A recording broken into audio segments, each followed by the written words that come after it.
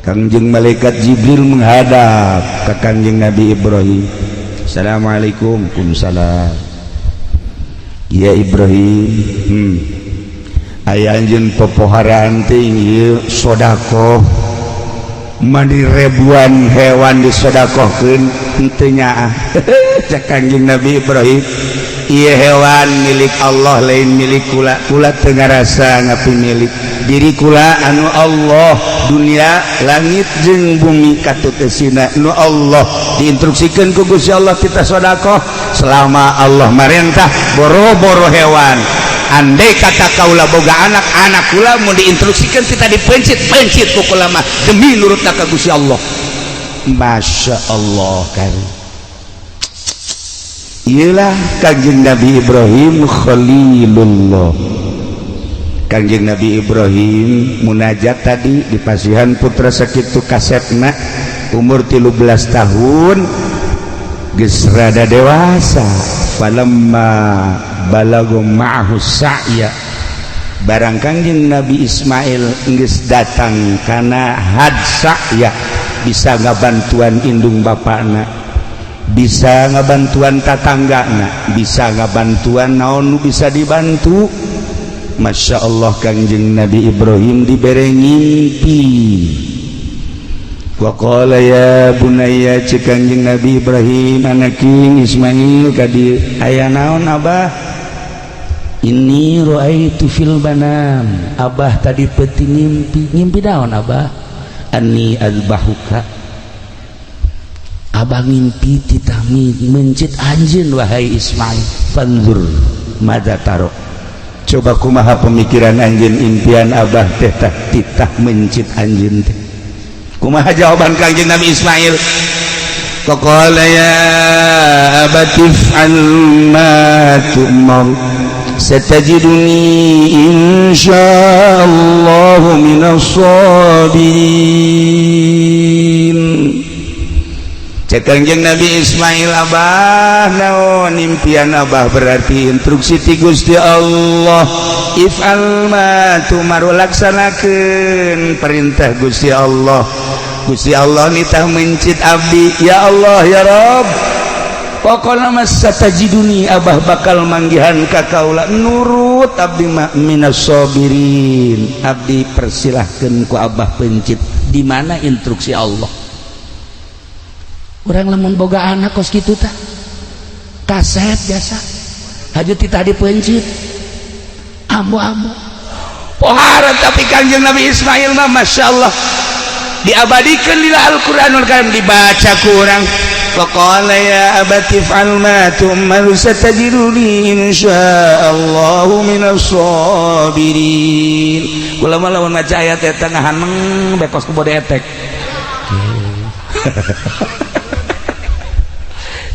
Cekulet teh ieu si budak pohara amat nurutna kanu jadi kolot. Masya Allah Kangjeng Nabi Ibrahim na sakitu poharana, anakna sakitu sabarna, hayang amat boga anak seperti kos kitu tah. Urang majol anak Masya Allah geus mamawa kampak ye bah kampak leutik ye bah. Emang jang naon tarang abah ye maksudna naon sia? Belikeun motor bah, lamun henteu antara dua kaca jeung tarang abah sia ada orang Cisoka mah garoblok. Pohon Cisoka sia naonan cak abah. Pan kula di pegahan besina ge ku abah memeh ka batur ka abah heula goblok ibu dah. Ieu bah ieu seminggu motor eueuh awas mun teu kaca tarang. Nu kadua adina geus mau martil gede bae mak. Awas ya mah ieu. Naon sia naon lamun kakak dibelikeun motor kula henteu susu emak hiji. Sial boga anak kararia amat sia ieu naonan teu bisa naonan pokona mah kieu bae geus pokona mah kakak dibelikeun kula henteu awas. Masya Allah imah hareudang imah hareudang ngobrol bae bapana jeung pamajikanna anak orang jadi kararia bogan sia si pasantrenkeun modern cakaing ge pasantren salap lo kadenge budak santri salap mah mau martil paling gara gaji. ya gara-gara di pesantren modern kos kieu tah tanu adina mah makaning tah tu pesantren modern acannya nama asan mah sakola tah hasil sakola pak kos kieu pan batur ge itu tuh sakolanya jadi DPR mah leuwih kejam tibatan anak urang mah kampak hayang motor DPR mah tanda tangan deuh jahat sama kos kitu mah deuh itu jadi polisi atuh polisi ge modal priwit doang jerona mah tuh sarua mah anak urang geureus keneh sakieu mah ye nu bener tungtungna nu bener boga anak teh masyaallah nah pesantren ke coba tanya daekeun teh pesantren salap Pak nya nama paling ge nyicingkeun ti Mama Marti paling ge nyicingkeun bae ieu budak balik pesantren kok tuh ngomong-ngomong mana coba tanya hayang naon sambarkeun ieu balik pesantren ngomong-ngomong mah hayang naon umur ge sabaraha mah umur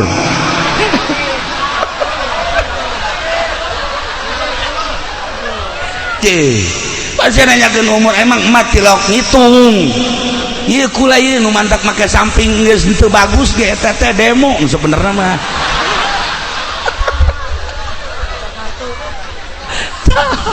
paling kos kitu doang ulah leuwih ti 30 mah waduh bibit kolot dia ka ditu mah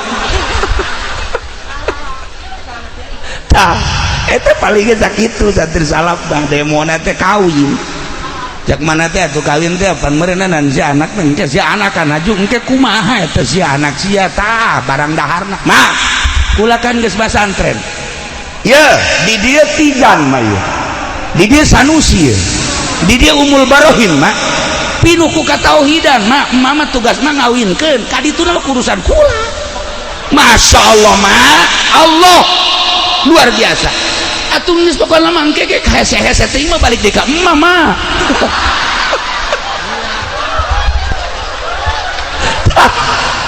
eta santri mah balik sakitu tenang mah pokona kula mah geus kawinkeun ka dituna geus tenang serahkeun ka Allah aing ngadenge sia mah gede hate tapi penyerahkeun ka Allah ge kudu syariat mah aya nu syariat aya nu tarekat aya nu hakikat kudu bisa tengah hakikat mah budak kudu dikubur ya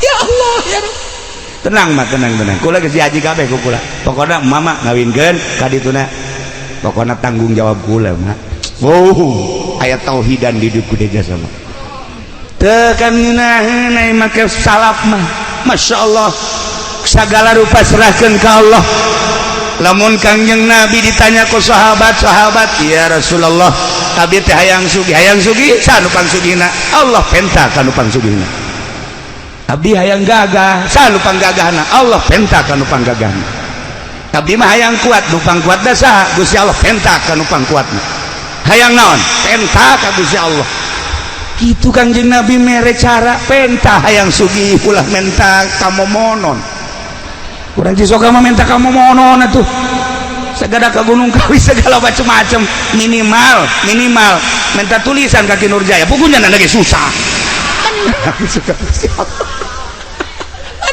Allah minta ke Gusti Allah sugi nu minta kaya sahabat abdi mah yang boga ilmu anu boga ilmu saha Gusti Allah minta ke Allah nu minta Gusti Allah pernah nyarios kieu kapan ana ilmu la ilmalak kaulah ilmu anjin ilmuwan menurut kula lamun urang boga ilmu haju di aku ku urang sok dicabut deui ku Gusti Allah urang boga ilmu ulah di aku sebab cak Gusti Allah ana ilmu kaulah ilmu anjin la ilmalak ilmuwan maneh mah tuh ja ilmu nu aya di maneh teh nu aing sok ilmu nu aya di maneh ilmu aing titipan ti aing ketika maneh ngalaksanakeunana teh beres dicabut ku aing sia ilmu sia pencabutan ilmu teh kumaha cek sahabat kakang yang Rasul pencabutan ilmu teh ke hiji ilmu nama aya ngan nu biasa munajat ka Allah meunaheun teu ngeunaheun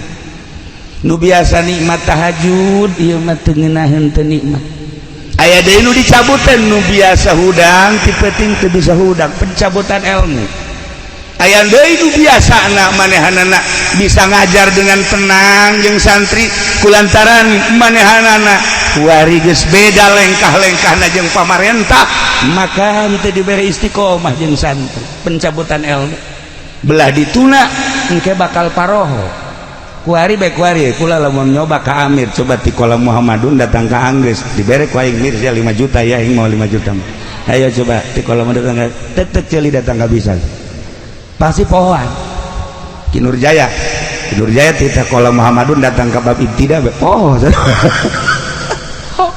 tak eta teh ilmu teh dicabut ku Gusti Allah dicarabut sebab naon nu ieu nyandung bae nu ieu mencitan kebo bae atuh geus beres dicabut tah itulah para jamaah luruskeun ka Allah ulah diaku ilmu teh urang nu Allah gunakeun sesuai jeung perintah Allah insyaallah batur bisa jamul jawame urang mangan sekadar bisa amil tapi lurus ka Gusti Allah amil bakal mabruk dibanding nu bisa jamul jawame ulah dikira gede kitabna haju hebat henteu sebab naon teu istiqomah ieu cara nu ku urang kuari keur dihaulan nu mantak urang daratang ka dieu kula ge terundang padahal mah diundang ku Subandi embung ulah barang inget ka almarhum aing hayang babarengan di akhirat jeung Ki Subandi onam diundang ku nyana sangeuk inget ka almarhum Abu Yardani emang kumaha kitu Kiai abah kula sok ngobrol Kiai serba bisa mah Abu Yardani kula eta mengobrolkeun ngadengekeun serba bisa kumaha abah kori nya nama bisa ceramah nya nama bisa mamaca nya nama mamaca tuh nya nama kikieuan bae hasakannya nama tolol meureunana mamaca kutu berobani nya nama bisa Masya Allah sagala bisa cak ti Ardadi mah di samping eta tamarhaban nu kuari berkembang di ditu tuh di Kendal di pondok terus ka ditu ka Rajeg eta teh meunang ngadidik Abuya Ardani istimewa dan mantak berarti ahli Allah tur ikhlas hayang ka bawah ieu mah kula mah lain undangan Ki Subandi ja lain kula mah undangan Abuya Ardani ngan wasilah nyana sih gitulah para jamaah kaum muslimin wal muslimat rahimakumullah balikan deui ialah Kangjeng Nabi Ibrahim alaihis Kangjeng Nabi Ismail alaihis salah titah dipencit nurut mudah-mudahan orang diberi anak sing narurut cara Kangjeng Nabi Ismail mudah-mudahan orang boga anak cara Kangjeng Nabi Ismail pinterna mudah-mudahan orang boga anak cara Kangjeng Nabi Ismail nurutna mudah-mudahan orang boga anak kos Kangjeng Nabi Ibrahim barahana loyalna jeung sagala rupana amin ya rabbal alamin akhirna Kangjeng Nabi Ibrahim bebeja ka Siti Hajar neng kuari isuk-isuk tanggal 8 Zulhijjah ieu anak pandian nu rapi geus dipandian pakaian baju nu pang bagusna sisiran anu rapi minyakan cek Siti Hajar dek ka mana emang dek dibawa ke tempat makan-makan insyaallah tuh ku Siti Hajar dipandian geus dipandian di pakaian baju nu rapih bagus disisiran diminyakan serahkeun ka Kangjeng Nabi Ibrahim ditungtun ku Kangjeng Nabi Ibrahim Kangjeng Nabi Ibrahim nyokot peso belati jeung tambang dina hate ibuna pan deuk makan-makan si mau belati pan mawa tambang tapi teu nanya geus indit ditinggalikeun ku Siti Hajar datanglah kamina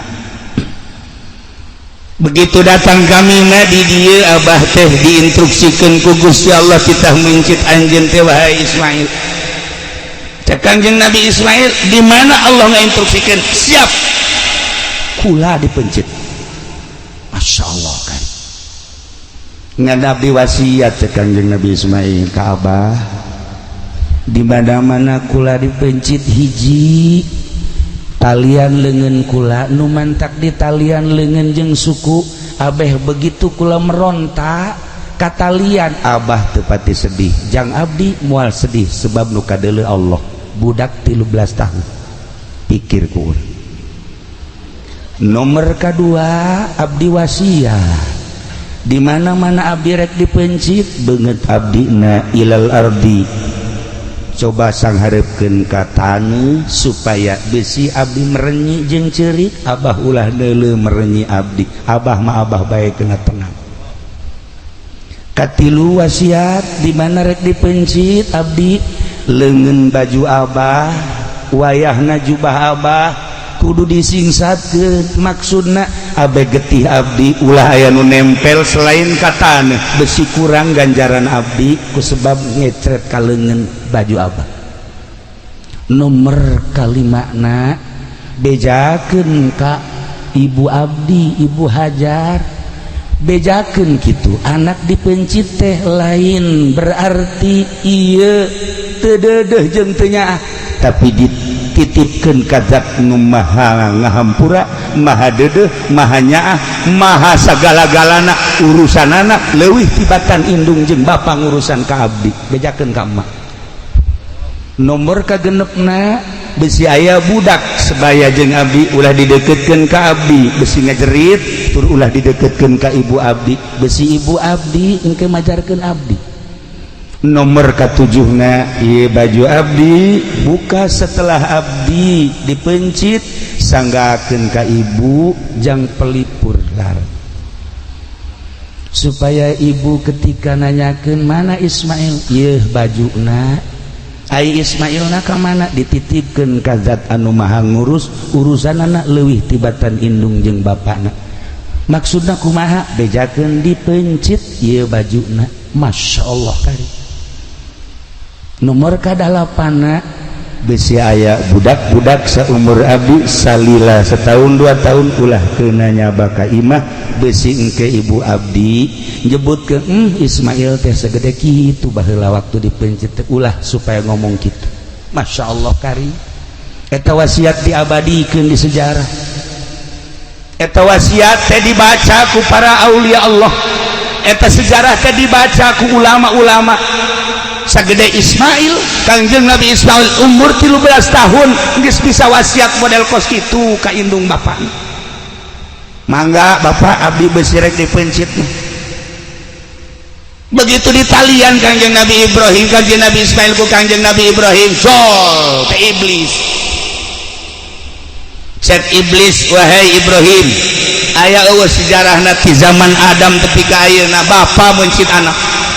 Eueuh atuh kunaon mana ieu mencit anak ieu mah mencit ge instruksi ti Gusti Allah selama instruksi ti Gusti Allah boro-boro anak aina nu kudu dipencit pencit bae asal instruksi Gusti Allah. Waduh cak iblis ieu mah moal bisa aja sudah tebah moal bisa dirobah ieu mah sia emang aing teu nyaho cak Kanjeng Nabi Ibrahim aing memang teu nyaho ka dia aing nyaho ka dia teh lain manusia dia tolol buat dia mah asalnya Kanjeng Nabi Ibrahim karangkaseuh lah hari temurun nyokot batu Kanjeng Nabi Ibrahim langsung dicekel begitu dicekel dibalangkeun bismillah Allahu akbar ceger timpahan Kanjeng Nabi Ibrahim ka iblis kena matana bocos matana besi aya polisi nu bocos matana eta berarti katimpah eta Allah bocor. Aduh cak iblis teh aing nasib aing kos kieu cak kitu. Lah mal mundur aing mah. Kajian ku kumaha ge aing datang ka ibuna, manya ibuna kudu ngameunangkeun mencit anak. Datang ibuna keur calik we ke bari nasbeh. Allah Allah Allah Allah Allah. Beuh. Nginaheun da lamun nyaba ke hiji awewe-awewena bari nyekelat tasbih. Tiis hate. Allah Allah Allah ya malain Waalaikumsalam ibu ayah di mana tuh keur nonton TV Masya Allah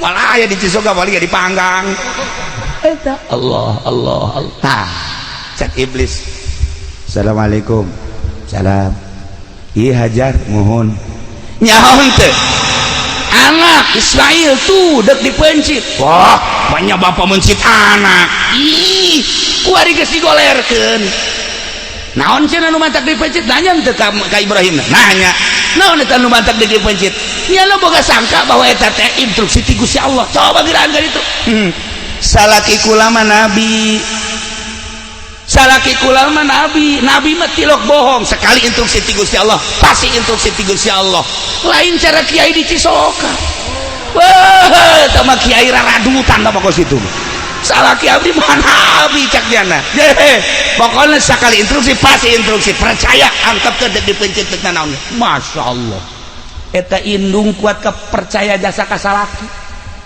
lantaran salakina tilokna bohong salakina ya Allah ya Rabbi atuh urang papan babajikan deuk percaya kumaha ka salaki balik jam 12 ke atas di mana ngariung rada lambat acet Masya Allah kok mau kifudolim Masya Allah karim nyana mah setengah bajingan sebenarnya mah balik peting ya jangan orenganan ya Allah ya Rabbi mau dibejakeun lah rahasia perusahaan teman aduh siapa bapak rusak tai dek percaya kumaha pemajikan kan jadi salaki balik di mana-mana teh kok parfumna lain deui Kak ieu mah rada tajem kieu biasana lain parfum boti mah ieu mah Kak lah budak Kak orenganan mal bejakeun di bel ieu mah baja ieu mah Pak Kak ieu mah parfum awewe mah kos nyaho teh budak nyemprot lain deui cenah teh orenganan kanyahoana mah geus 7 tahun ditungtun budak aya anak saha deui atuh dek percaya kumaha pemajikan kanu jadi salaki tuh ya Allah ya Rabb Masya Allah nah geus heseun iblis datang deui ka Kangjeng Nabi Ismail maneh teh dipake ka dede jeung kanya aku indung bapak di mana-mana ulin teh bapak maneh jeung maman teh seserian ningali tingkah maneh teh kuresep haju maneh deuk dipencit ieu nurut bae selama perintah Allah cek Kangjeng Nabi Ismail kula moal keluar ti perintah Allah sebab abah kula Nabi boga impian langsung ti Gusti Allah kita mencit kula leuwih ti dipencit kula siap nuturkeun lain ka bapak tapi ka Allah Subhanahu wa taala bari nyekel batu ditimpah deui ku Kangjeng Nabi Ismail joger bae mata nu hiji deui kena buta beusi kapanggih jeung polisi buta nah iya atau abri nu buta atau geus eta berarti lelengseran ti ditu eta ya Allah ya Rabb jadilah kuari syariat ketika urang datang ka Mina nimpahan Jumratul Aqobah nimpah ula wusta Aqobah ula wusta apa sasakalana eta ya Allah ya Rabb langsung Kangjeng Nabi Ibrahim siap dek mencit Kangjeng Nabi Ismail alaihi salam geus digolerkeun di dinya disiap dek dipencit ku Kangjeng Nabi Ibrahim bismillahi Allahu akbar tarik ka luhur tarik dekat tungkulkeun ka hadap teuteurah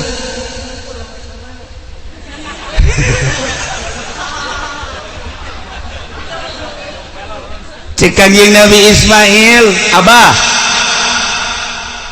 sing teger atuh ulah boga karunya ka abdi ai instruksi ti Gusti Allah mah kerahkeun tanaga abah ulah aya karunya abdi geus siap jasa sakali deui bismillahirrahmanirrahim Allahu akbar tarik ka luhur kenceng kahandapkeun deui teuteurah sama sekali teuteurah udah Kangjeng Nabi Ismail bah coba ganti pesona bah coba ganti pesona ke heula ieu abah lain lalagaan ieu peso ke urang coba heula ka tangkal korma langsung dibabetkeun ka tangkal korma buntung tangkal korma coba ka batu langsung dicoba ka batu belah batu kurang kumaha abah kurang kumaha coba sekali deui bah ieu pencit dan pancang jasa ieu kula teu kuat jasa geus hayang kapanggih jeung Allah Masya Allah karim tasih keimanan jeung katauhidan model kos kitu budak umur 13 tahun. Budak umur 13 tahun di Cisoka mah kieu ge can lempeng. Can lempeng ieu mah geus pohara. Tauhid ka Allah mantengna pohara. Ya Allah ya Rabb.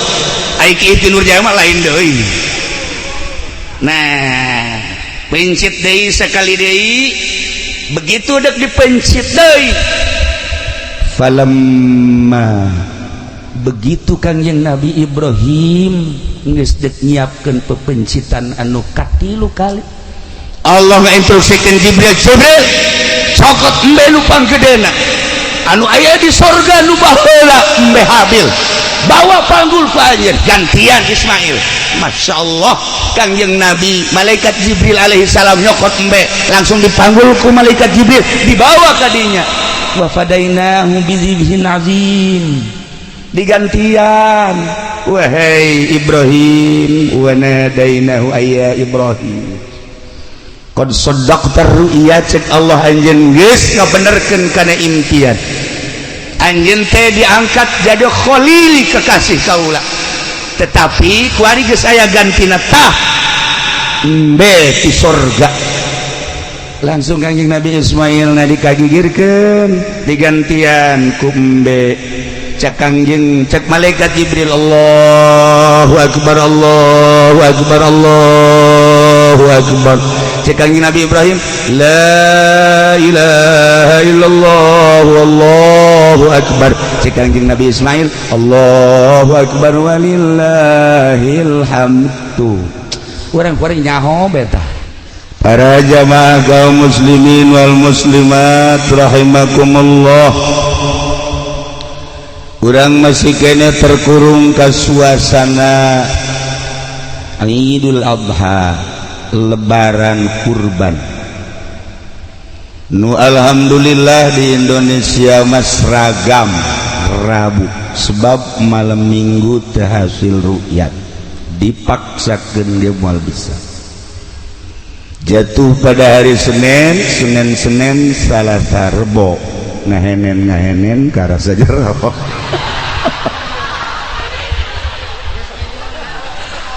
Maksudna lebaran Rebo si masuk kaju macem-macem.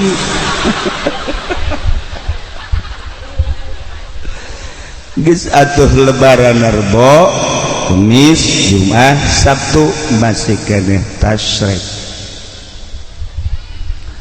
Lamun urang ngajujut tina masalah kurban, kitab inti nama tina Al-Quranul Karim urang nempos sejarah baheula teh aya hiji nabi anu istimewa ngaranna Kangjeng Nabi Ibrahim alaihi. Kangjeng Nabi Ibrahim teh dakwah lain heureuyan lantaran bapakna ku anjeun Masya Allah penyembah berhala. Lain sekedar penyembah berhala tapi pembuat berhala. Raja anu kasohor baheula biadabna Raja Namrud, di mana teu nurut ka raja paehan bui. Masya Allah kan Namrud mah sarua jeung Firaun. Mudah-mudahan raja-raja di urang mah ulah cara Namrud, ulah cara Firaun. Lah orang maningan cara Haji Jaya baik gitu tah. Maksudnya mencitan jelema bae gitu.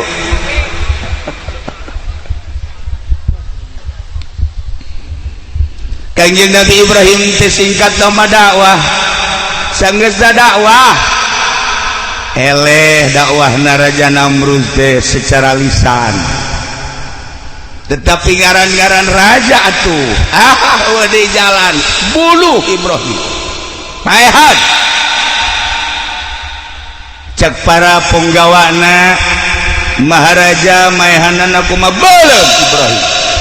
Masya Allah instruksi Tuan Raja Namrud dilaksanakeun ngagedurkeun seuneu nu luar biasa nu mawaan kayuna himar teh ngaranna begal teh himar nu mantak datang ka ayeuna nama ceurik bae lantaran boga salah mawaan kayu jang meulem kakasih Allah dak sorananya nama kosu cerik mun urang ngadenge ye ge ye amir mun hees okos himarnya na aya meureun sarupa umahnya ya 12 lah himar terek jaritakeun lawan ieu barek jaritakeun kasimpulanna mah Kangjeng Nabi Ibrahim teh dibeuleuh Masya Allah Karim lantaran seunu ngagedurna nu pohara ke nyaritakeun bebeuleuman dibeuleuhna Kangjeng Nabi Ibrahim mah insyaallah ke dina tafsir di waktu-waktu lain ieu marek nyaritakeun kurbanna dijepret lantaran panas mun dideukeutkeun make jepretan dibandring cek urang Bandung mah ketepel cek urang Cilongok mah jepretan ya pada bae jonking rene gewe ya pada jepretan lah dijepretkeun cet blek kana seuleuh sakitu ngagedurna dikhitab ku Gusti Allah ya narukuni barda wa salaman ala Ibrahim hei seuleuh awas ya cek Gusti Allah sia makhluk aing Ibrahim makhluk aing lamun ngerasakeun panas makhluk aing nu ngaran Ibrahim dicoret ngaran sia tina ngaran seuleuh Masya Allah jadi naon atuh cak seuleuh aing ieu kuli barda iis meneh wassalaman awas jadikeun kasalamatan eta Kangjeng Nabi Ibrahim begitu datang ka sana Masya Allah tiis luar biasa bahkan Kangjeng Nabi Ibrahim teh nyekelan seudeuh tiis awat cenah Masya Allah langsung Kangjeng Nabi Ibrahim ku tiis-tiisna alabatan di AC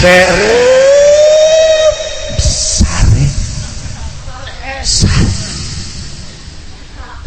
kuari ge lamun anu HS ge kateuhan Nabi Ibrahim ge kuari kateuhan Nabi Ibrahim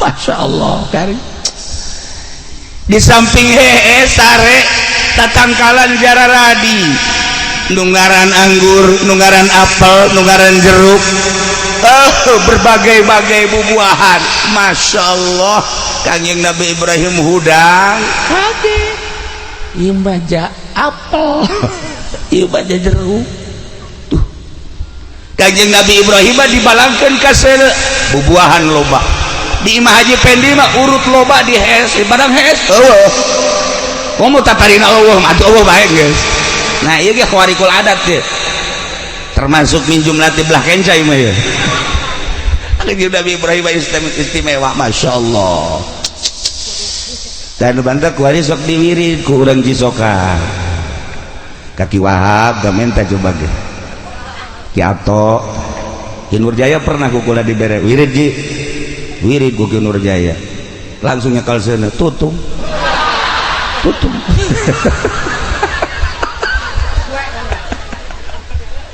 udah jelakeun ka kula ngawirid aja teh khusyuk Masya Allah Haji Pendi dibere deui ku kula kuari ge buukna putih keneh eta teh urut ka beulem tadina beureum bari putih bahkan mun dibuka calanana putih jerona gitu sakudur awak putih kabeh tanda geus tereh ka ditu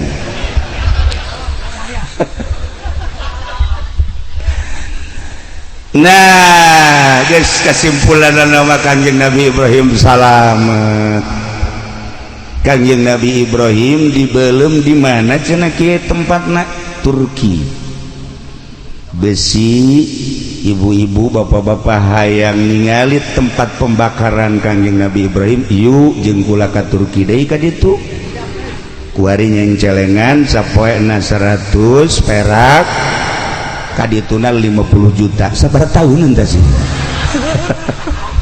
kaburu parae di Turki. Masya Allah karim. Kanjeng Nabi Ibrahim harita langsung berangkat ke Yerusalem.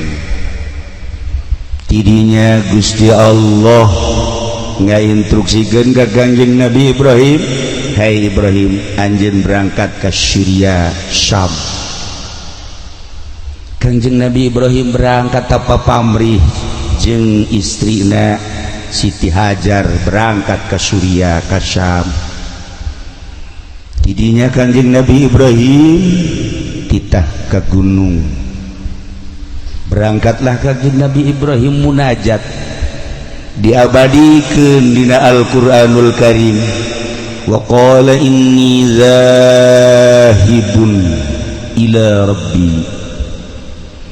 Kanjeng Nabi Ibrahim simkuring dipiwarang ku Gusti Allah di Palestina ka Suriah ka Yerusalem. Inni zahibun ila rabbi sayahdin. Piwarang munajat pepentaan nu bakal dituduhkeun ku Gusti Allah, nu bakal dibere ku Gusti Allah, naon nu dipenta ku Kanjeng Nabi Ibrahim. Kanjeng Nabi Ibrahim teh loba pamenta, Rabbi habni minas sholihin. Gusti, di samping abdi nyuhunkeun pangampura ka Gusti, keluarga abdi nyuhunkeun pangampura Gusti, umat abdi nyuhunkeun dihampura, jang kelanjutan agama Gusti, abdi teh nyuhunkeun putra. Lantaran abdi can dipasihan putra Gusti, pasihan abdi putra ngan ulah saanak-anakna. Ai sakadar jang tukang nonton TV maulah Gusti, jang kadar sakadar WH-an WH data tuntung nama ulah Gusti, yang sakadar mangun cimpong mah teu hayang abdi teh Gusti. Abdi mah hayang minas sholihin, abdi mah hayang dipasihan putra anu saleh. Masya Allah, ibu bapak penta ka Gusti Allah. Jang perjuangan agama selanjutnya pondok pesantren teh kuari teh makin tenggelam. Dina ayana kiai na teh geus acak-acakan. Kiai mah koridorna, kiai mah sekupna hanya sekedar ulama. Ulama teh ngembangkeun agama, di mana celek ngaji, di mana celek ngaji lain nyaritakeun nagara. Kuari acak-acakan lantaran kiai ilu campur di agama, ilu campur di negara. Nu nagarana lain bentuk syariat nagarana,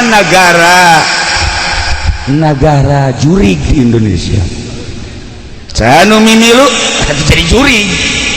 Mendek kiai nu mimilu di negara, kiai caksia sama. Aing mah toser doang. Ai polisi memang tiba heula jadi jurig cenah mah. TNI jadi jurig mah, emang jurig negara cenah mah. Atuh kunaon kiai haju ka bawa. Masalah nu jadi masalah aja kiai gen sarua jelema boga kahayang agama jadi acak-acak. Inilah jadi permasalahan di Indonesia, pro dan kontra dibahas. Jawa Timur, Jawa Tengah, Jawa Barat termasuk Banten membahas tentang kelanjutan agama setelah diacak-acak ku para kiai. Asup di kementerian, asup di DPR, asup di kebupatihan, asup di gubernuran. Aya eueuh hasilna kiai nu aya di DPR, poin mana nu geus dihasilkeun ku kiai eueuh sama sakali. Jeung henteu maksud dararawah di dinyana teh. Kula akrab jeung Kiai Haji Zainuddin MZ almarhum, ketika manehana ngobrol jeung kula, bukan dunia kiai ternyata DPR. Saya insyaallah kiai masuk di DPR itu niat dakwah, tetapi ternyata sulit dakwah di dewan. Saya tarik mundur, kemudian berangkat dakwah lagi.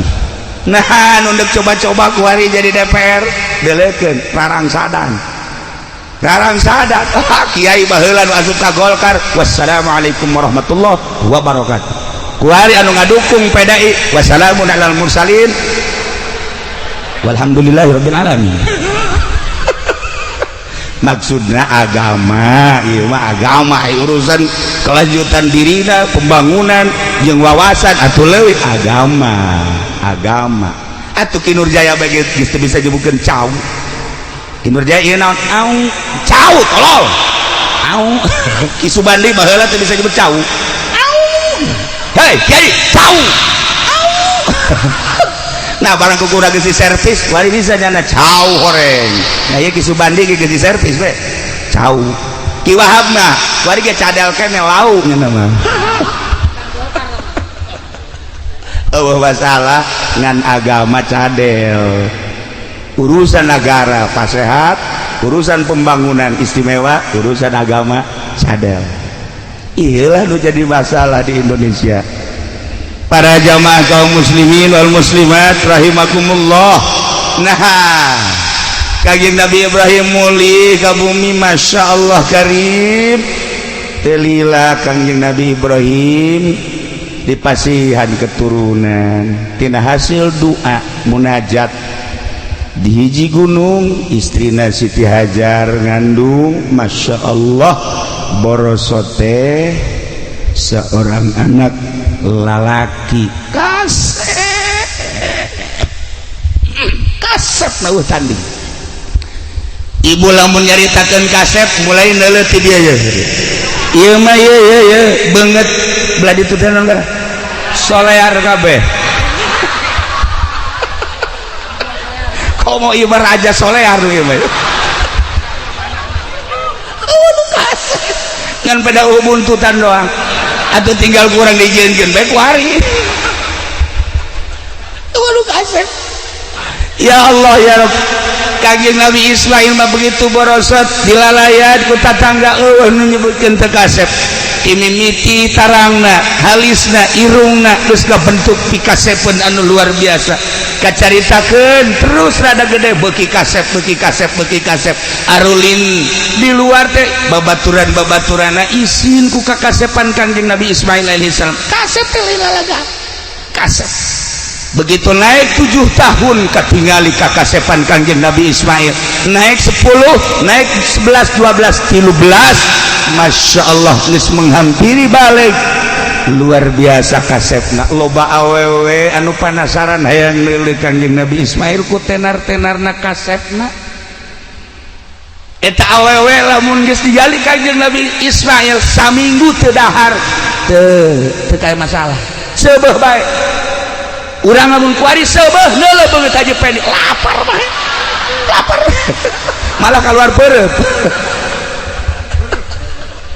Masya Allah bedana Kangjeng Nabi Ismail nu bantak Allah ngajelaskeun dina Al-Qur'an ya Allah ya Rabb dibungakeun Kangjeng Nabi Ibrahim bi gulamin halim fabasyarnahu bi gulamin halim Kangjeng Nabi Ibrahim doana diijabah ku Gusti Allah dibere pangbubunga ya Allah di gulamin halim dibere anak nu ngaran Ismail halim teh kasabaranana leuwih tibatan sabar biasa disebut aris sabar mah loba tapi mah leuwih tibatan sabar nu biasa istimewa bunga nu kacida Kangjeng Nabi Ibrahim jeung Siti Hajar di mana isuk-isuk ningali anak nu sakitu kasepna cerdas dan luar biasa eueuh ti bendueun indung bapa resep ningali anak jeung dina resepna dina salian ti resep teh capetangna dina salian ti capetang cerdasna dina salian cerdasna babantu ngabantuan imah tangga teh geus teu kudu dititah Masya Allah du jadi bapa jeung indung boga anak Ismail cumpon resepna luar biasa Masya Allah lamun urang boga anak kos kitu ngeunah ieu mapan anak dihudangkeun isuk-isuk wah seda lain hese deui cak urang Jogja wah seda geus leuwih ti hese teh berarti teh dina hudangna Masya Allah teu daek mandi teu daek mandi pugu ngising calana geus teu daek ngisang-ngisang acan ceurik indung bapana lamun henteu make pangitik atuh hese teh budak deres di Cilongok mah budak leutik di Cisoka mah di Cisoka geus gede ge teu daek mandi tolol geus tolol aki-aki ge teu daek mandi keneh bae ieu bedana Cilongok jeung Cisoka teh seperti kitu tah di Cilongok mah isuk-isuk darek budak mandi sanajan ceurik-ceurik ge di Cisoka mah kolot teu daek mandi Masya Allah mantak ambe negara rada lain deh ya sana. Nah barang umur 13 tahun Kangjeng Nabi Ibrahim diberi impian ku Gusti Allah. Impianana model impianana titah mencit anak nu ngaran Ismail. Aisyah sakalana kumaha emang Kangjeng Nabi Ibrahim nu mancak titah mencit anak. Sasakalana Kangjeng Nabi Ibrahim teh ya Allah ya Rabbi buarahanana luar biasa. Di mana-mana bulan haji Kangjeng Nabi Ibrahim teh ieu sedekah embe 1000 embe. Nu ngaran munding 300 munding, onta 100 onta. Lain dina bulan haji bae.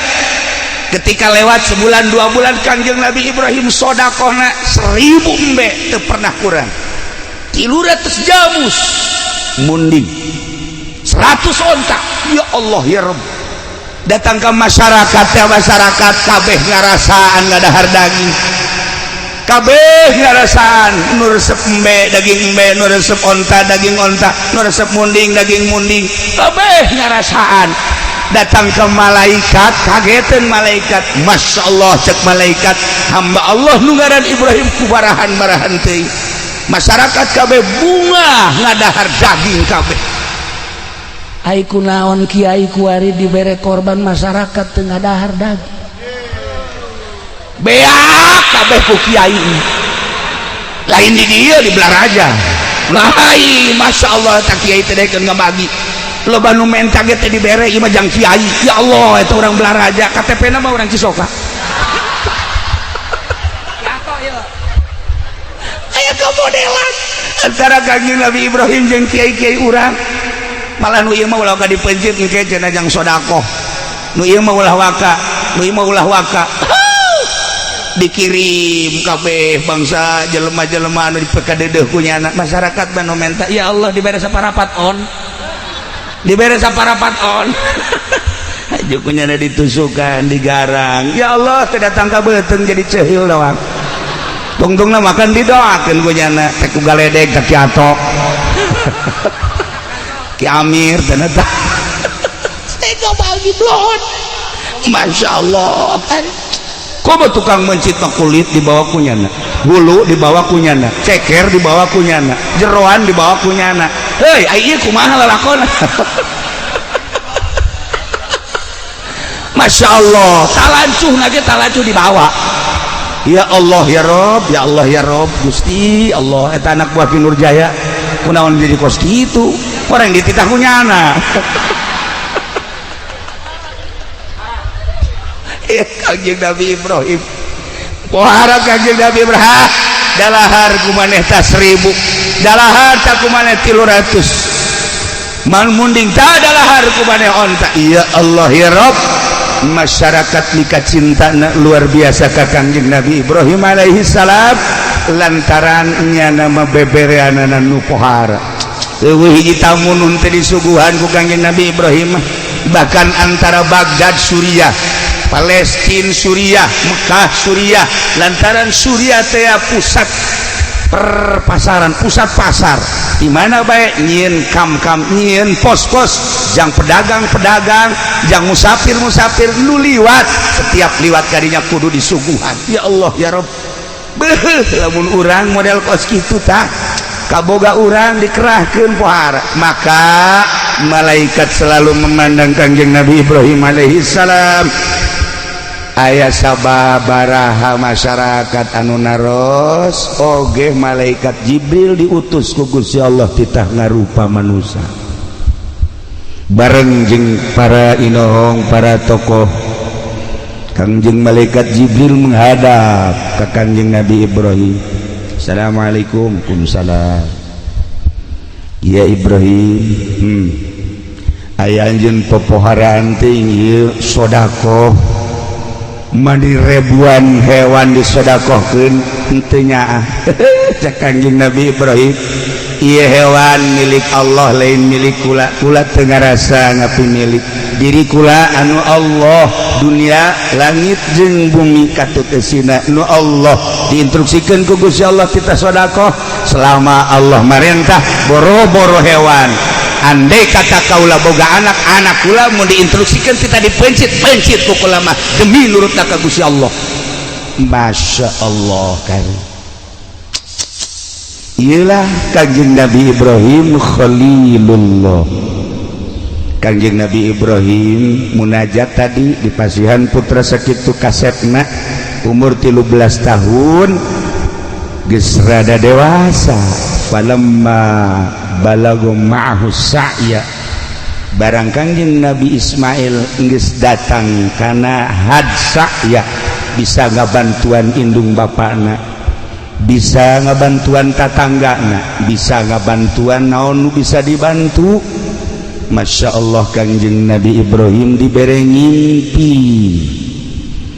Wa qala ya bunayya cek Kanjeng Nabi Ibrahim anaking Ismail kadi aya naon abah? Inni ra'aitu fil manam. Abah tadi peuting ngimpi naon abah? Anni azbahuka. Abah ngimpi titah mencit anjeun wahai Ismail. Fanzur madza taro. Coba kumaha pemikiran anjeun impian abah teh titah mencit anjeun teh. Kumaha jawaban Kanjeng Nabi Ismail? Faqala ya abatif an ma tu'mar satajiduni insyaallah minas sabirin. Cek Kanjeng Nabi Ismail, abah naon impian abah berarti instruksi ti Gusti Allah. If'al ma tumar, laksanakeun perintah Gusti Allah. Gusti Allah nitah mencit abdi, ya Allah ya Rabb.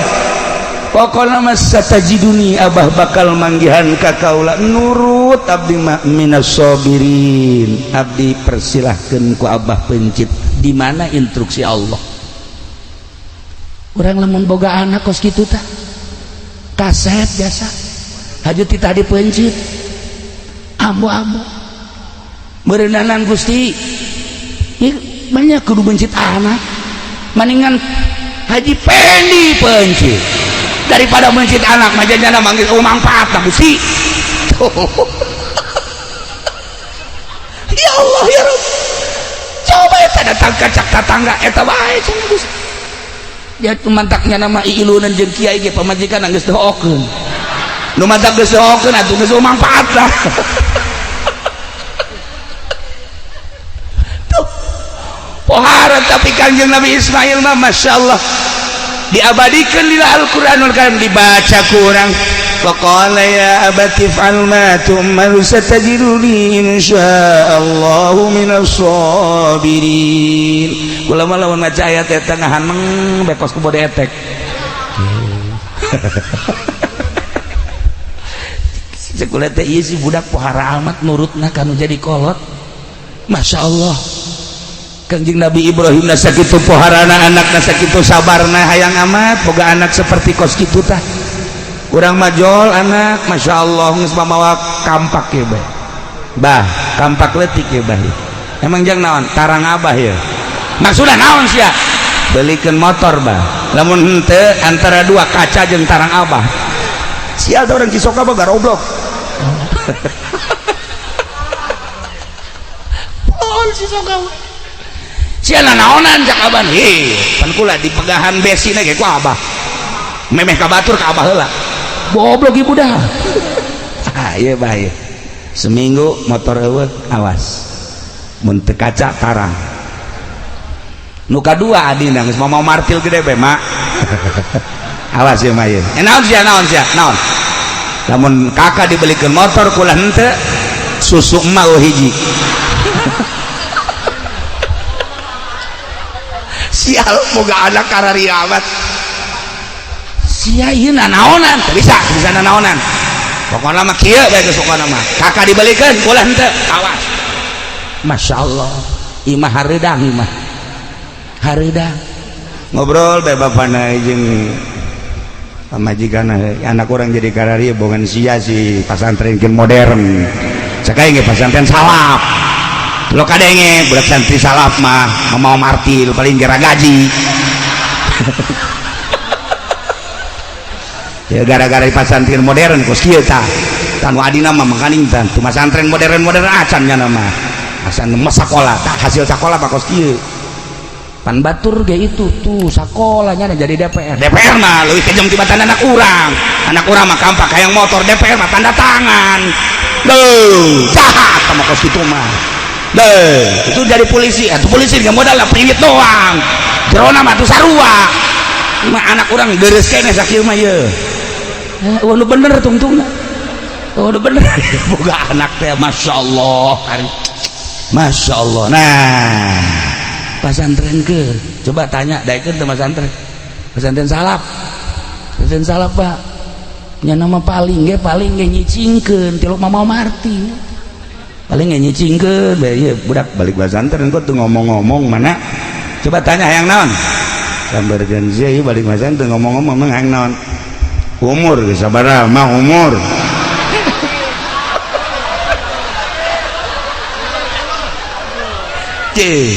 pasti nanyakeun umur emang emak tilok ngitung ieu kula ieu nu mantak make samping geus teu bagus ge eta teh demo sebenarnya mah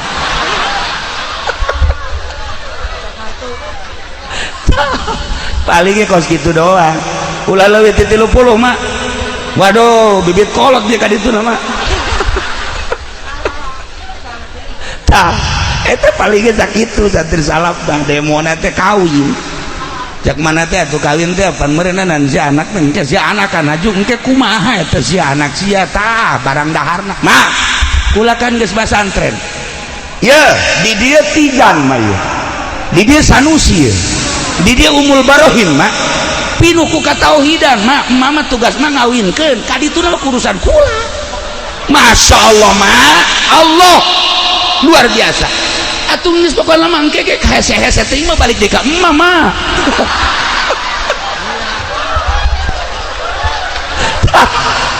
eta santri balik ge sakitu tenang mah pokona kula mah geus kawinkeun ka dituna geus tenang serahkeun ka Allah aing ngadenge sia mah gede hate tapi penyerahkeun ka Allah ge kudu syariat mah aya nu syariat aya nu tarekat aya nu hakikat kur bisa tengah hakikat mah budak kudu dikubur ya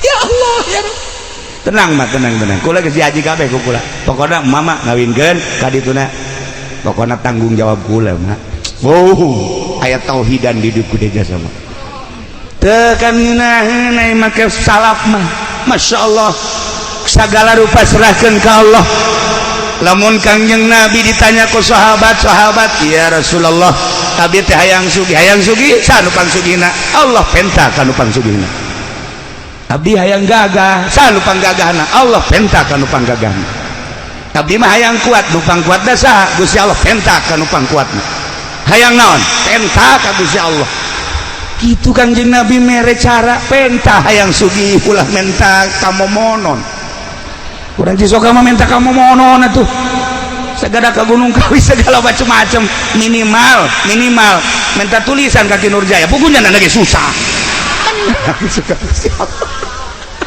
adik suka Allah minta ke Gusti Allah sugi nu minta kaya sahabat abdi mah yang boga ilmu anu boga ilmu saha Gusti Allah minta ke Allah nu minta Gusti Allah pernah nyarios kieu kapan ana ilmu la ilmalak kaulah ilmu anjin ilmuwan menurut kula lamun urang boga ilmu haju di aku ku urang sok dicabut deui ku Gusti Allah urang boga ilmu ulah di aku sebab cak Gusti Allah ana ilmu kaulah ilmu anjin la ilmalak ilmuwan maneh mah tuh ja ilmu nu aya di maneh teh nu aing sok ilmu nu aya di maneh ilmu aing titipan ti aing ketika maneh ngalaksanakeun teh beres dicabut ku aing sia ilmu sia pencabutan ilmu teh kumaha cek sahabat ka Kangjeng Rasul pencabutan ilmu teh ke hiji ilmu nama aya ngan nu biasa munajat ka Allah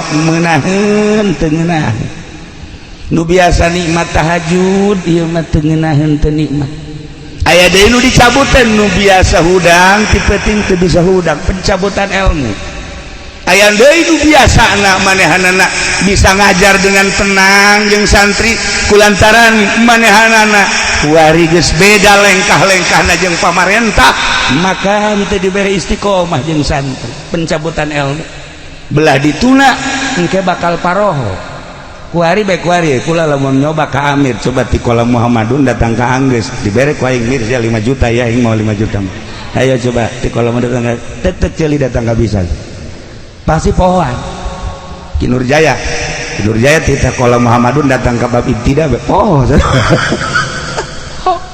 tak eta teh ilmu teh dicabut ku Gusti Allah dicarabut sebab naon nu ieu nyandung bae nu ieu mencitan kebo bae tulis beres dicabut tah itulah para jamaah luruskan ke Allah ulah diaku ilmu teh kurang no Allah gunakan sesuai jeung perintah Allah insyaallah batur bisa jamul jawame urang mangan sekadar bisa amil tapi lurus ka Gusti Allah amil bakal mabruk dibanding jeung bisa jamul jawame ulah dikira gede kitabna haju hebat henteu sebab naon teu istiqomah ieu cara nu kurang kuari keur dihaulan nu bantak urang datang ka dieu kula ge terundang padahal mah diundang ke Subandi embung ulah barang inget ka almarhum aing hayang babarengan di akhirat jeung Ki Subandi onam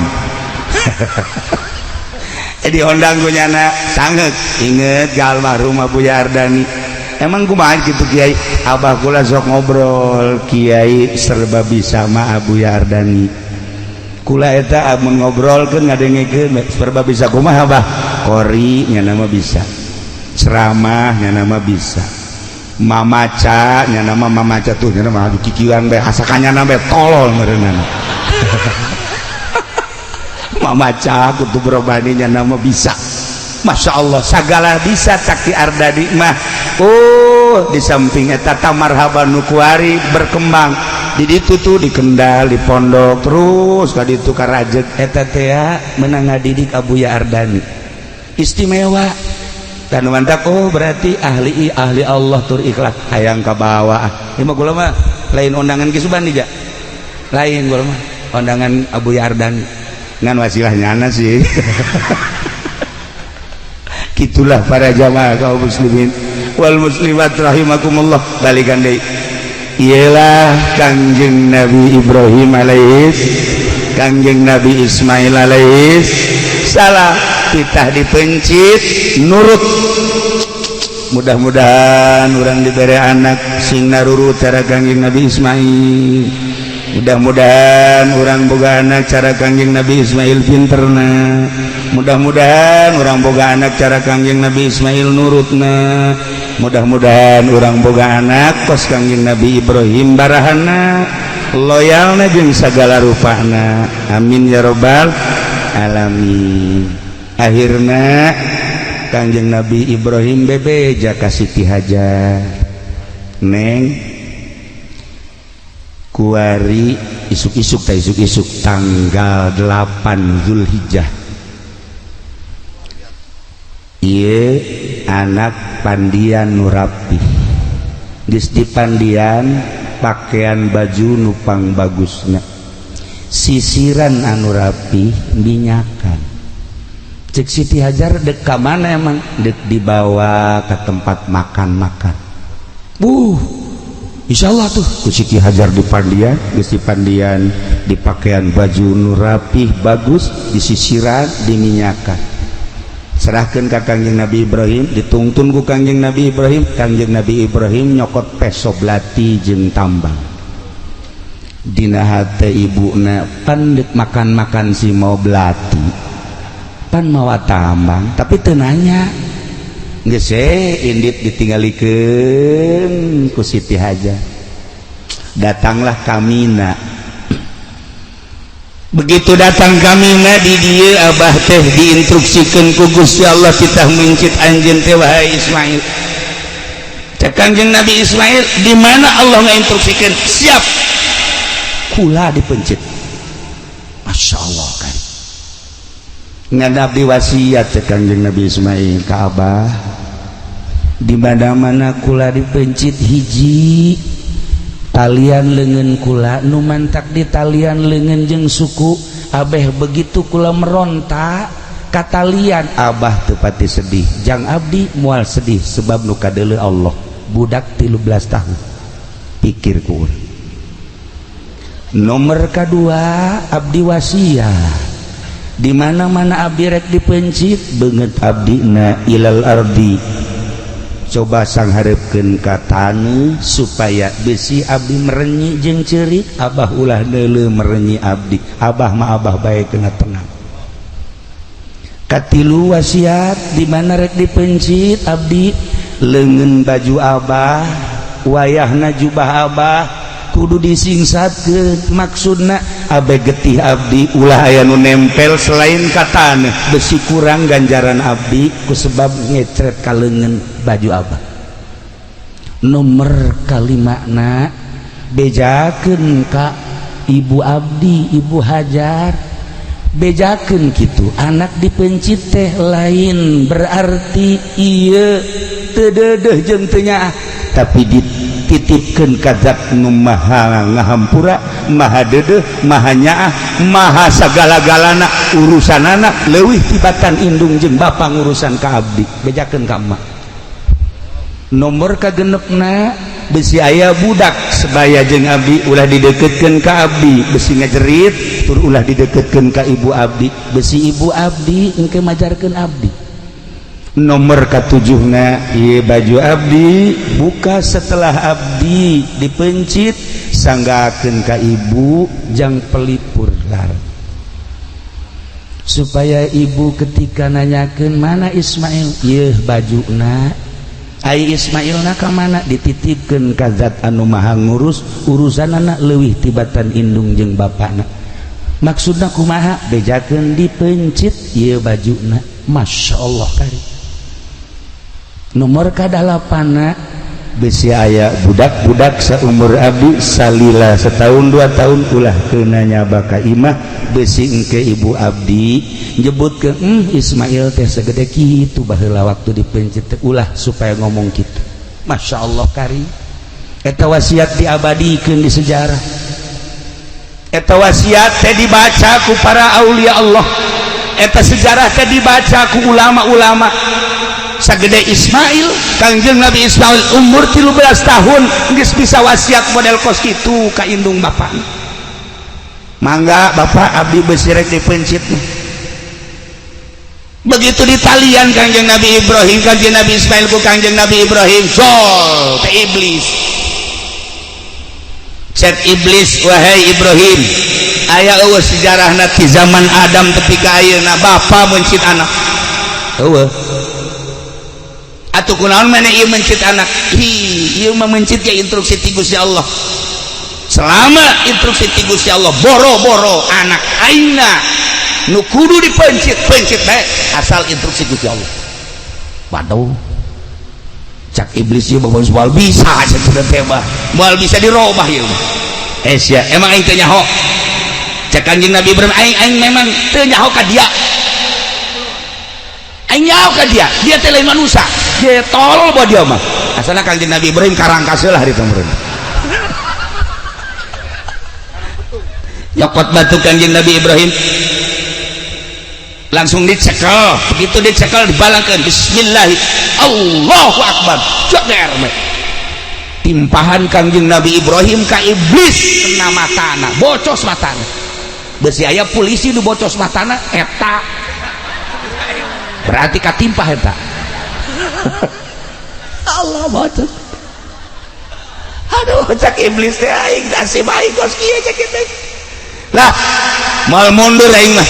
Kajian ku kumaha ge aing datang ka ibuna, manya ibuna kudu ngameunangkeun mencit anak. Datang ibuna keur calik we ge bari nasbeh. Allah Allah Allah Allah Allah. Bel.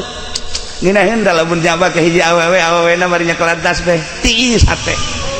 Allah Allah Allah ya malaik Assalamualaikum waalaikumsalam ibu ayah di mana tuh keur nonton TV Masya Allah malah ayah di Cisoga balik di Panggang eta Allah Allah Allah nah cek iblis Assalamualaikum salam.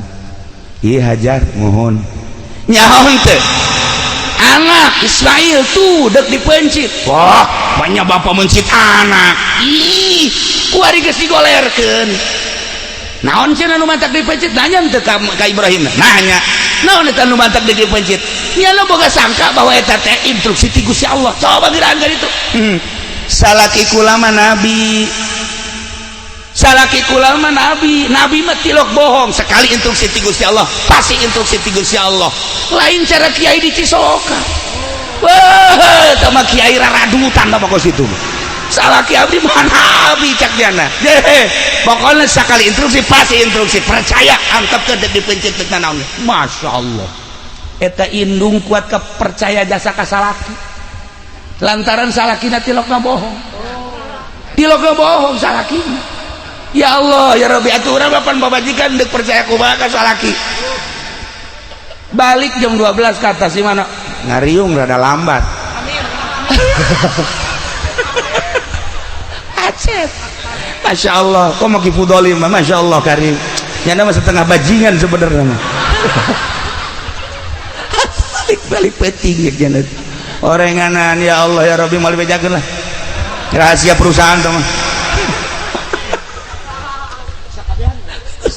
Atuh sia mah bapana bapak rusak.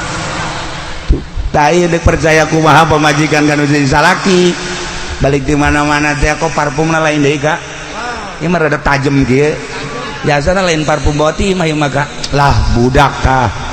Orenganan mal bejakeun di bela. Ieu mah baja, ieu mah Kak, ieu mah parfum awewe mah bos. Nyaho teh budak nyemprot lain deui cenah teh. Gorenganan kanyahoana mah geus 7 tahun ditungtun muda. Aya anak saha deui atuh. Deuk percaya kumaha pamajikan kanu jadi salaki. Tuh. Ya Allah ya Rabb.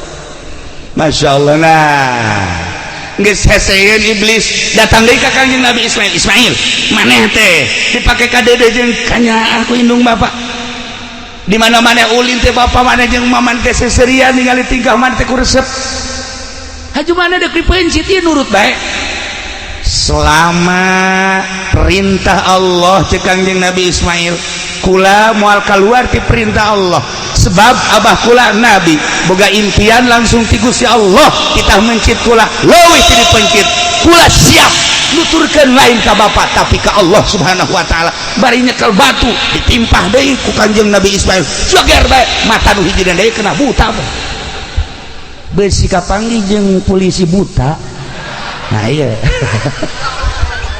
atau abri nu buta atuh geus eta berarti lelengseran ti ditu eta.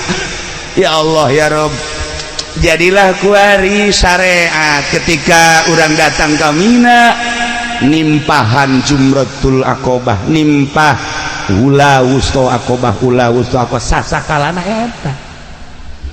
Ya Allah ya Rob, langsung Kangjeng Nabi Ibrahim siap dek mencit Kangjeng Nabi Ismail alaihi salam geus digolerkeun di dinya disiap dek dipencit ku Kanjeng Nabi Ibrahim. Bismillahi Allahu Akbar. Tarik kalhut. Tarik dekat tungkulkeun kadap. Teterah.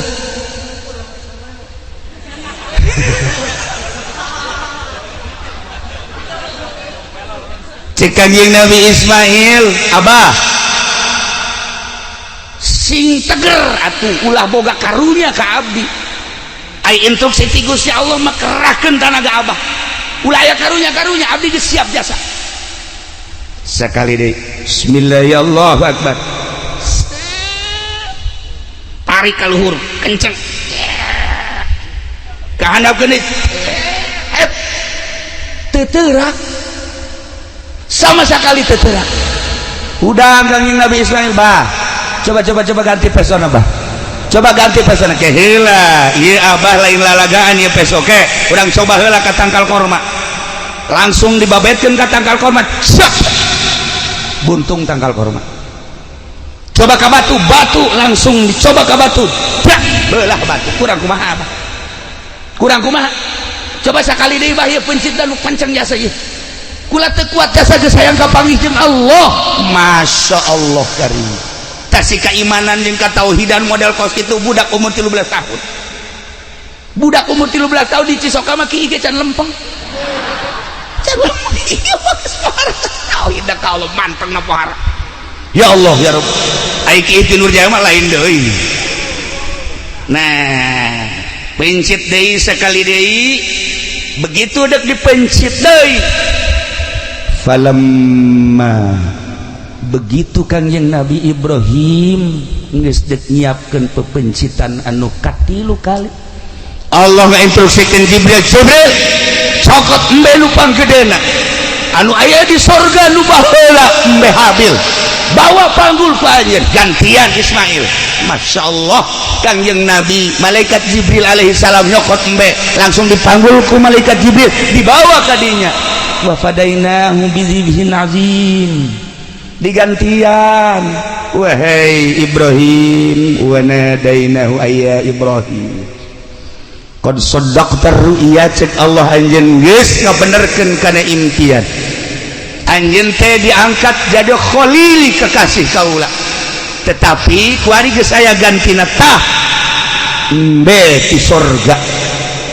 Langsung Kangjeng Nabi Ismail na dikagigirkeun digantian ku embe cek Kangjeng cek malaikat Jibril Allahu akbar Allahu akbar Allahu akbar cek Kangjeng Nabi Ibrahim la ilaha illallah wallahu akbar cek Kangjeng Nabi Ismail Allahu akbar walillahil hamdu. Urang kuring nyaho beta gorenganan maca betak kiato teu nyaho dongengna tak kuari we nyaho gorenganan Allahu akbar nu pertama ucapan malaikat Jibril alaihi salam Allahu akbar Allahu akbar Allahu akbar dijawab ku Kangjeng Nabi Ibrahim alaihi salam la ilaha illallah wallahu akbar cek Kangjeng Nabi Ismail Allahu akbar walillahil hamd pencit kiresel wa fadainahu bidzibhin azim inna kadzalika najzil muhsinin. Ibrahim di alam ku Gusti Allah moal aya salila dunia aya nu nandingan ka anjeun wahai Ibrahim kepasrahan anjeun ka kaula kabageran anjeun terhadap umat kadeudeung anjeun terhadap umat kabarahan anjeun terhadap umat maka bakal diabadikeun terus setiap manusia datang ka kiamat bakal nyebut-nyebut anjeun urang maca kama shallaita ala sayyidina Ibrahim wa ala ali sayyidina Ibrahim wa barik ala sayyidina Muhammad wa ala ali sayyidina Muhammad kama barakta ala sayyidina Ibrahim wa ala ali sayyidina Ibrahim fil alamin innaka Hamidum Majid. Allahumma shalli ala sayyidina Muhammad wa ala ali sayyidina Muhammad kama shallaita na disebut shalawat Ibrahimiyah mun dibaca ba'da salat 7 kali tapi ba'da subuh mah 40 kali insyaallah bakal dijadikeun jelema anu murah hate tur bakal dijadikeun jelema nu sugih bari daek sedekah. Tah kan loba jelema nu sugih tapi hese ka sedekah. Weh eta mah merepet dur-dur pet. Atuh pada teh koret aya 3 bagian aya koret merepet aya koret merepet dur-dur pet. Aya koret doang aya koret merepet aya koret merepet dur-dur pet. Ai koret doang mah koret doang kata tangga koret tapi kanyana mah jeung pamajikan bager biasa koret mah kayak koret merepet mah tatangga teu dibere anak teu dibere nyana mah jang nyana aya eta ngaranna koret merepet. Ai koret merepet dur-dur pet mah tatangga teu dibere anak pamajikan teu dibere nyana ge hayang jajat menta contohna sieu itu kan merepet dur-dur pet boro-boro jang batur jang nyana ge hese jasa ya eta mah boga lauk tembangnya ditenden di handapan anggel kanyawan ceulina ku cucurut ya Allah ya Rabb.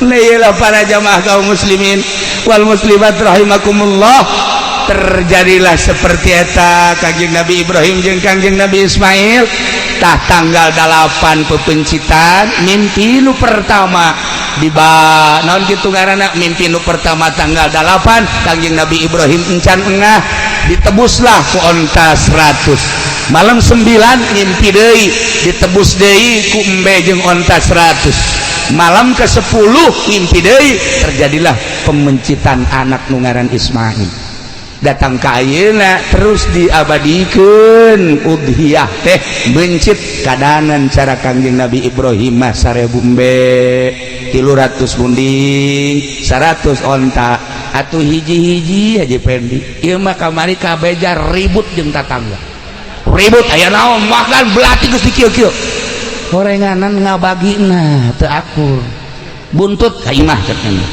ceker imah hate imah hulu imah cek tetangga aing naon goblok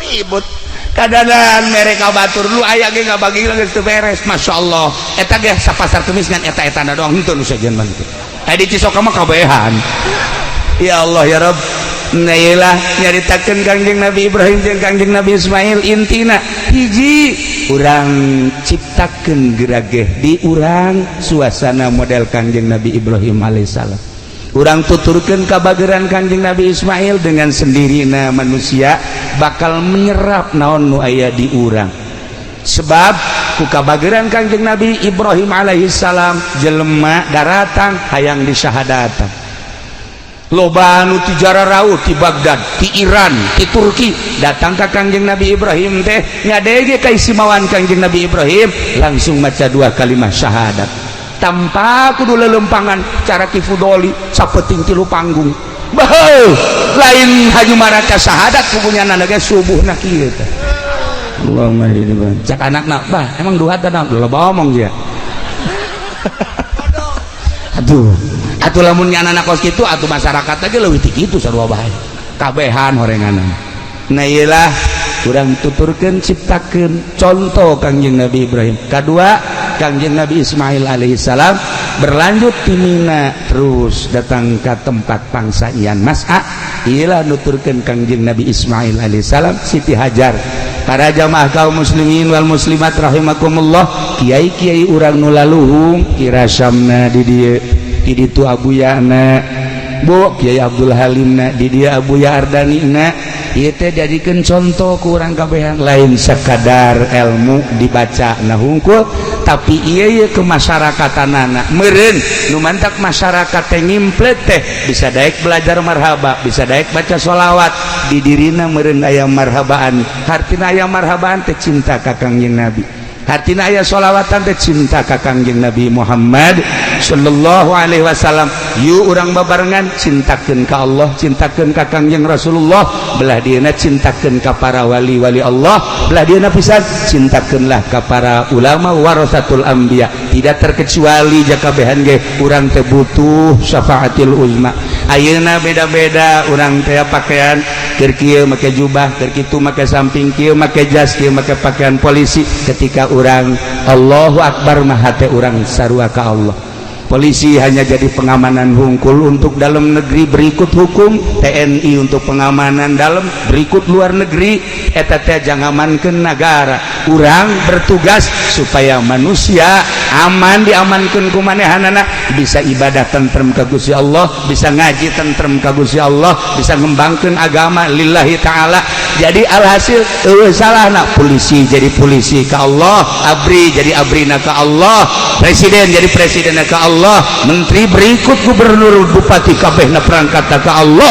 urang masyarakat tuh komo kegiatan naon sarua pada ka Allah ai ka Allah nuturkeunana Kangjeng Nabi nuturkeunana para ulama para aulia Allah tuturkeunlah eta ulah mengkal ulah empungkal pengkol nu mantak nu paling hebat dina Al-Qur'an kan dijelaskeun innallazina qalu rabbunallah tsumma istaqamu masyaallah jelema nu ngomong rabbunallah tsumma istaqamu istiqomah teh dina syariat nu bersyariat dina syariat nu berthariqah dina thariqah nu berhakikat istiqomah dina hakikat insyaallah eta teh bakal fala khaufun alaihim wala hum zanun mual aya khauf jeung mual aya hazan boro-boro di akhirat boro-boro di kuburan di dunia keneh ge ahli Allah ma fala khaufun alaihim wala hum yahzanun ahli syariat lamun urang ngomong Rabbunallah summa istaqamu istiqomah dina syariat insyaallah maut di jero kubur moal aya khauf jeung moal aya hazan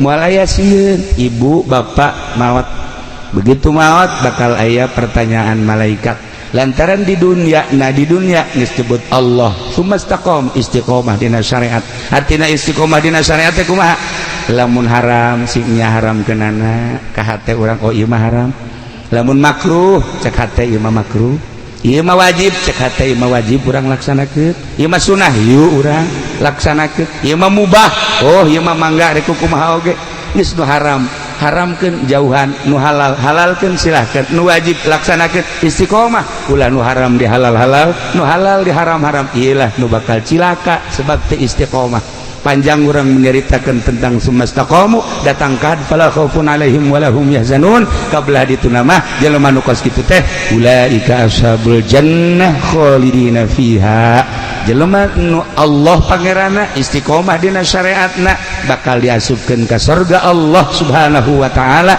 di surgana lain ngontrak sapoe dua poe tapi khalidina fiha mudah-mudahan ku cintana urang ka Allah ku cintana urang ka Kanjeng Rasulullah cintana urang ka para ulama cintana urang ka para aulia Allah urang dijadikeun ku Gusti Allah ashabul jannah amin ya rabbal alamin Allahumma shalli wa sallim ala sayyidina Muhammadin fil awwalin wal akhirin wa barik wa sallim wa radiyallahu ta'ala an sadatina ashabi sayyidina Rasulillah ajma'in ya Allah ya rabbal alamin Allahumma arham ummat sayyidina Muhammad Allahumma ajbur ummat sayyidina Muhammad Allahumma aslih ummat sayyidina Muhammad Allahumma farrij an ummat sayyidina Muhammadin sallallahu alaihi wasallam Allahumma anfa'na bima 'allamtana wa 'allimna ma yanfa'una wa zidna ilman wa yaqinan wa zidna ilman wa yaqinan wa zidna ilman wa yaqinan walhamdulillahi ala kulli hal wa na'udzu billahi min kulli hali ahli an-nar Allahumma ihdina siratal mustaqim Allahumma ihdina siratal mustaqim